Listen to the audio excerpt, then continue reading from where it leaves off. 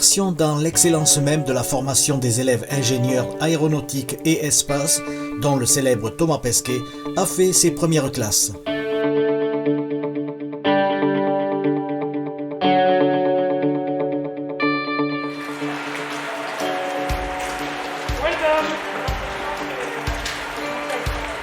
Eh bien, bonjour, bonsoir. Je suis actuellement à Sup Aéro Toulouse, à l'initiative de Priyanka Das, dont je vous avais fait le portrait il y a quelque temps. Elle m'a tout simplement invité chaleureusement à un colloque, une journée spéciale, femmes de l'espace, femmes d'avenir, et tout simplement, quelles sont les possibilités pour les femmes de trouver un emploi et voire même plus au-delà du terme ingénieur, une capacité à exercer pour le futur. Alors vous allez voir que cette personne a toujours des projets assez phénoménaux et qu'elle œuvre justement aussi pour le développement du travail pour la femme, pour les femmes en France, en Europe et aussi dans le monde. La teneur de ce colloque, bien sûr, c'est l'espace ou bien tout ce qui a trait, bien sûr, non pas directement là-haut dans l'espace, mais les métiers autour du spatial, c'est-à-dire ingénieur au sol, contrôleur. Il y a une multitude d'emplois à pourvoir aussi pour les femmes. Et en un seul mot, eh bien oui, c'est possible. Alors Priyanka, qui va nous expliquer un peu plus clairement la teneur de ce colloque, de cette journée spéciale. Merci. Cette fois-ci, et à nouveau, je suis charmé d'être à côté de Priyanka Das, qui est l'une des organisatrices aussi, sans qui cet événement n'aurait pas eu lieu. Bonjour Christian, merci d'être venu de nouveau. L'événement a été commencé il y a un an. La dernière édition de SG France 2019 qui a eu lieu à Paris l'année dernière. On était quelques étudiants qui se sont réunis et on a discuté que parler de la Lune, tout ça c'est bien, mais tout ça c'est quand même réservé aux hommes, même aujourd'hui en 2020, ce qui n'est pas normal. Donc qu'est-ce qu'on peut faire? Est-ce qu'on peut faire un événement sur les femmes? Voilà, aujourd'hui on a réussi à avoir un événement au milieu d'une crise de Covid. Oui, parce qu'il a quand même fallu pouvoir tenir ce colloque et c'est bravo à vous toutes et vous tous d'avoir pu, avec les gestes barrières, bien sûr, on s'en rend compte. Alors, cet événement, bien sûr, il est terminé. Mais, comment dirais-je, tout le rapport de toutes ces tables rondes, je crois savoir que ça part à l'ONU. Et pourquoi? Cet événement a été créé avec le SGAC, donc Space Generation Advisory Council, qui fait en fait partie de l'ONU. C'est pour représenter les voix des jeunes professionnels et des étudiants qui travaillent dans le spatial. Et donc tout ce qui a été discuté aujourd'hui sera, on va écrire un rapport pour envoyer à l'ONU plus tard. Est-ce que ça va être acté là-bas à l'ONU?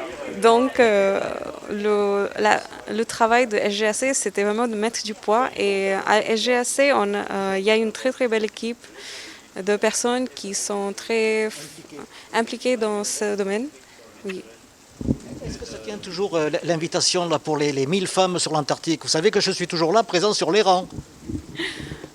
Oui, à cause du Covid, ça n'a pas été possible cette année, mais l'année prochaine, ça a été reporté. Et on va peut-être partir en novembre 2021. Je postule, hein, vous le savez. Hein. Donc l'année dernière, quand j'étais en train de parler de l'événement lors d'une très grande conférence du spatial, for my first meeting with him, I did not prepare anything. Actually, the first thing I told him was that I haven't prepared my meeting, and I told him that pourquoi on ne parle pas de toutes les minorités ensemble? Et c'est bien qu'il a parlé de ça parce que je l'ai dit qu'en fait, si tu regardes, les femmes ne sont pas des minorités en fait. On est une moitié de la population humaine. Donc c'est pour ça qu'on a vraiment besoin des événements comme ça pour faire avancer notre cause. Oui. Bien sûr, c'est quelques mots. Merci Priyanka. C'est toujours un événement et un plaisir de vous rencontrer et de savoir que vous avez des objectifs qui sont inaltérables. Merci. Merci à toi.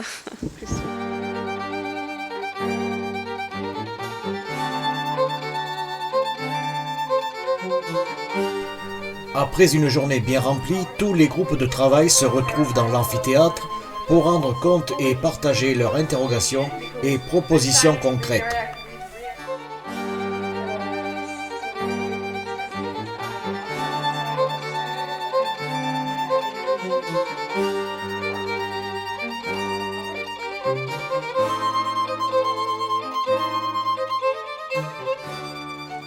Jean-Jacques Favier, peut-être certains ne vous connaissent pas, mais je pense que vous êtes un ancien astronaute.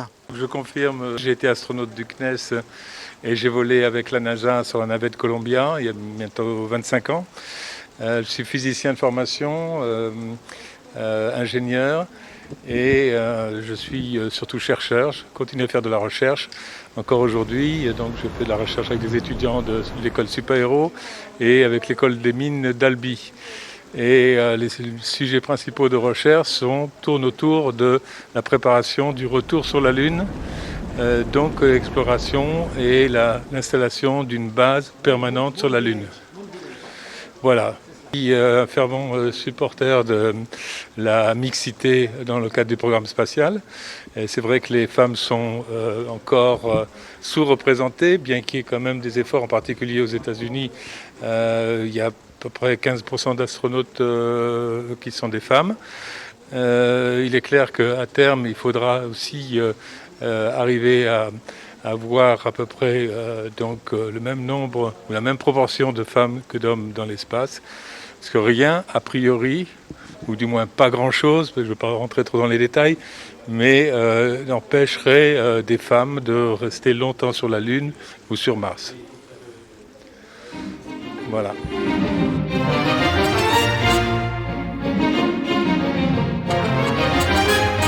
Bonjour, vous êtes française bien sûr?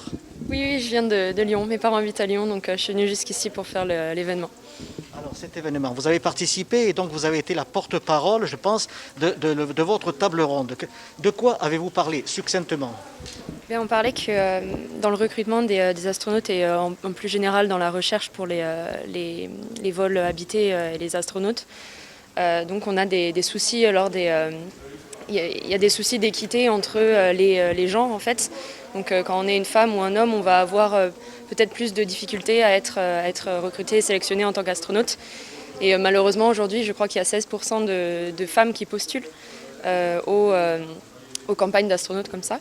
Et par exemple, la dernière sélection, il n'y avait qu'une seule femme sur 6. Donc c'est des soucis comme ceux-ci, donc des problèmes entre guillemets qu'il faut résoudre. Et donc on a essayé de trouver des solutions pour justement les recrutements et les sélections en fait, d'astronautes et de missions également au sol qui simulent les conditions dans l'espace. Quel est votre but en quelque sorte? Vers quoi vous destinez? Voulez-vous poser le pied sur la Lune ou aller plus loin? Moi personnellement, je dirais qui travaille dans ce domaine-là et ne rêve pas d'aller sur Mars ou la Lune un jour et d'être astronaute. C'est vrai que c'est un objectif pour moi. Je sais que c'est très dur et je sais qu'il faut passer par beaucoup d'obstacles et d'expériences, mais c'est un objectif d'une vie, oui. Vous savez que derrière la caméra, là, il y a Priyanka qui veut devenir la première. Hein, attention, hein. Il y a du monde sur les rangs. Hein. Il y aura peut-être 2 Françaises sur la Lune. Oui. Ouais, c'est vrai que c'est compliqué, mais c'est un bel objectif. Est-ce que c'est indiscret de vous demander votre âge? Moi, non, j'ai 23 ans. Et je continue à être investie comme ça et de continuer à travailler pour ce que je veux plus tard. Je pense que vous avez 30 ans pour arriver au but. Enfin, et moins peut-être, mais voilà. 53 ans sur la Lune, pourquoi pas. En général, c'est un petit peu avant, je pense, mais oui. Merci beaucoup, Tania. C'est russe, ça, Tania? Oui, je pense que ça vient de l'Est, mais mes parents sont bien français. Merci beaucoup, bon retour. Merci à vous. Avec, cette fois-ci, Christine Debouzy, qu'on ne présente plus, puisqu'elle a déjà participé à quelques interviews pour TV Local, entre autres. Bonsoir, Christine. Qu'est-ce qui vous amène encore une fois à Toulouse? Bonsoir, je suis venue participer à ce congrès aujourd'hui par l'intermédiaire d'une adhérente de l'Association française des femmes pilotes, Priyanka Das, que j'ai rencontrée lors d'un forum dans la mairie du 15e. Nous avons beaucoup de points communs entre le SGAC et l'Association française des femmes pilotes. Nous avons aussi beaucoup de travaux en cours pour le mentoring des jeunes femmes, pour amener plus de femmes dans l'aéronautique et dans l'espace. Alors vous avez terminé, oui je le dis, vous avez terminé votre carrière sur le A380, maintenant vous vous reposez. Non, je pense que vous voulez encore un petit peu, n'est-ce pas? Oui, la passion du pilotage, ça ne part pas comme ça. Depuis que j'ai pris ma retraite un peu plus d'1 an, Je fais de l'instruction à l'aéroclub et c'est avec beaucoup de plaisir de transmettre le savoir-faire pour le pilotage et une passion, un peu d'occupation pour la retraite. Je sais que vous êtes une fervente militante, bien sûr, de la cause féminine, le travail pour l'aérospatial, tout ce qui va avec. En tout cas, je vous remercie beaucoup d'être revenu à Toulouse pour cet événement. C'est toujours un grand plaisir de venir dans une capitale de l'aéronautique. Merci. Avec Yulia Akesheva. Bonsoir, bonsoir. Vous êtes, je crois, la coordinatrice. Bonjour, oui, je suis l'event manager de SG France, de la nouvelle initiative qui s'appelle Our Giant Leap, qui a pour le but de renforcer la présence féminine dans les secteurs aérospatial. Oui, moi je suis une ingénieure aérospatiale. J'ai fini mes études il y a un an et maintenant je prépare pour la prochaine étape pour un PhD, pour une thèse de doctorat. Créer un événement, participer à cela, ça demande sûrement un effort considérable, une implication de soi. Oui, bien sûr, c'est un grand effort, mais après quand on a une très belle équipe, ça marche très bien. Et nous, on a eu de la chance avec une équipe qui était engagée, on a 12 personnes et encore une grande participation d'autres gens des GAC qui nous ont supportés, qui nous a aidés pour préparer l'événement. Aujourd'hui, on a eu 15 nationalités. On a eu 60% de femmes et 40% d'hommes dans cet événement aujourd'hui, présence dans la salle. En général, on a eu environ 60 délégués des SGSC, c'est les jeunes professionnels et des étudiants qui venaient de partout, surtout en Europe. Et puis, on avait des experts, des invités VIP et des speakers. Et en total, on avait autour de 80 personnes. Eh bien, écoutez, merci. Et puis, good luck. Merci à vous. Merci.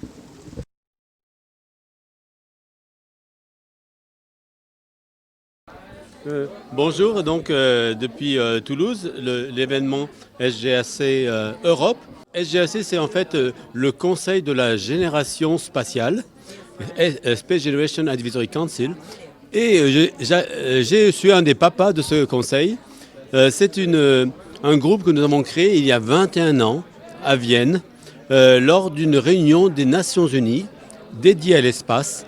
Et nous avons proposé avec un groupe de jeunes de former un comité qui aide les Nations Unies sur les aspects de l'espace, mais en regardant le point de vue des jeunes.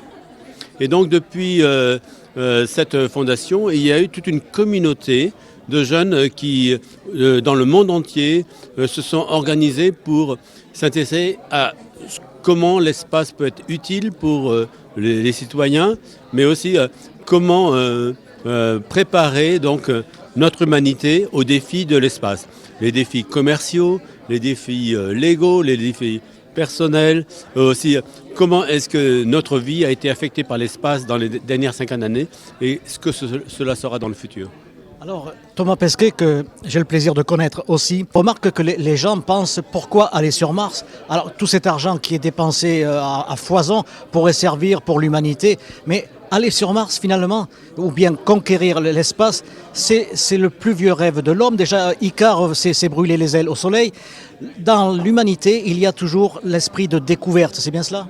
Oui, alors, l'espace nous a permis de développer des technologies nouvelles, des technologies qui nous ont permis de mettre des satellites en orbite, qui sont des satellites d'application, qui observent la Terre, qui nous permettent d'avoir la télévision, de communiquer, mais aussi nous a permis d'aller dans le système solaire. Et dans le système solaire, nous avons pu, moi-même, j'ai participé au développement de la première mission lunaire de l'Agence spatiale européenne, le SMART-1, où nous sommes allés autour de la Lune. Nous avons des missions autour de Mars, des missions robotiques, qui nous ont appris sur ces objets beaucoup de choses sur l'origine de la Terre et même sur la possibilité, comme nous allons le faire sur Mars, de chercher s'il y a une autre vie dans le système solaire, de faire des découvertes. D'agrémenter notre connaissance, de la décupler. Explorer la Lune et Mars, il y a une partie connaissance, mieux connaître nos origines, mieux connaître aussi notre futur, mais aussi ça nous permet de développer des technologies d'instruments, des technologies qui vont être utiles sur la Terre, et aussi de faire ça en collaboration internationale, donc d'avoir une sorte de coopération pacifique avec d'autres pays, avec des jeunes du monde entier, et de les inspirer aussi à apprendre. Alors, je voudrais mettre l'accent sur quelque chose et vous allez me dire ce que vous en pensez. Si l'homme et la femme arrivent sur Mars à la découverte d'une vie bactérienne ou autre, est-ce que cela peut remettre en cause la théologie, les religions? Est-ce que cela peut créer des mouvements? Bon, évidemment, si nous trouvons de la vie sur Mars ou dans un autre endroit du système solaire, d'une part, c'est une connaissance qui est extrêmement importante pour mieux comprendre l'origine et ce qu'est la vie sur Terre, pour mieux aussi développer des découvertes qui vont permettre de développer des médicaments, par exemple, pour l'humanité. Et ça va aussi changer notre point de vue sur la Terre, aussi sur comment protéger la vie sur la Terre. Et donc, le plus on a de connaissances, et plus on peut utiliser donc, à bon escient pour le bénéfice de l'humanité. Mais c'est vrai que ça va aussi changer notre perspective où la Terre n'est pas vraiment le centre de l'univers. Et grâce à cette connaissance, nous pouvons mieux résoudre les défis qui se posent à la Terre, à la biosphère et à l'humanité. Je reviens en dernier lieu sur cette jeunesse dont vous parlez, qui se présente dans les colloques, etc. Mais il faut dire quand même que ce sont des jeunes qui ont déjà quand même un cursus scientifique et ce n'est pas n'importe qui. Oui, en fait, l'espace est utile à tout le monde. Donc c'est vrai qu'il y a des jeunes scientifiques, ingénieurs qui ont un rôle moteur à jouer parce qu'il va falloir innover pour les prochains pas des satellites d'application ou des satellites d'exploration. Mais en fait, l'espace va être utile de plus en plus. Et donc on cherche aussi une population de jeunes qui va pouvoir utiliser ces données aussi, par exemple, données d'observation de la Terre sur tous les pays du monde entier, développer des services, même développer des carrières, des jobs pour les jeunes qui vont leur permettre vraiment de aussi développer une utilisation bénéfique de tout ce que nous avons comme infrastructure autour de la Terre et dans le système solaire. En conclusion, pensez-vous qu'on puisse avoir un monde meilleur? Alors, un monde meilleur, eh bien, il faut donc utiliser ces découvertes, cette innovation technologique vers la connaissance. Il est important de donner sa place donc, à la science pour mieux comprendre notre monde et ses défis. Et aussi, il y a toute une partie de comment on organise notre société pour partager justement ce besoin de connaissance et aussi de le redistribuer au bénéfice de tous. Merci et bienvenue sur la Lune et Mars qui vont nous aider à construire une meilleure Terre.